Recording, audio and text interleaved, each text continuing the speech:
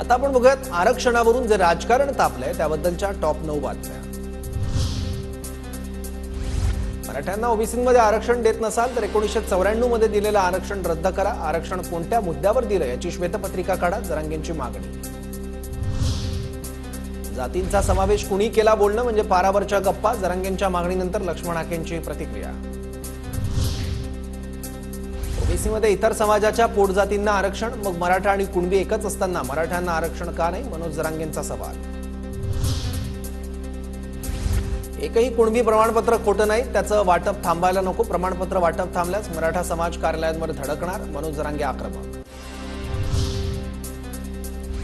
काही ठिकाणी मुस्लिम समाजाच्याही कुणबी नोंदी, राज्यातील मुस्लिमांनाही ओबीसीतून आरक्षण द्या, मनोज जरांगेंची मागणी। हिंदू धर्मात सामाजिक उतरंड आहे, मात्र मुस्लिम समाजाकडे धर्म म्हणूनच बघितलं जातं, मुस्लिम समाजात स्तर नाहीत, लक्ष्मण हाकेंची प्रतिक्रिया। धर्माच्या नावानं कोणालाही आरक्षण मिळू शकत नाही, गरीब जातीला आरक्षण मागा पण धर्माधारित आरक्षण मिळू शकत नाही, नितेश राणेंची प्रतिक्रिया।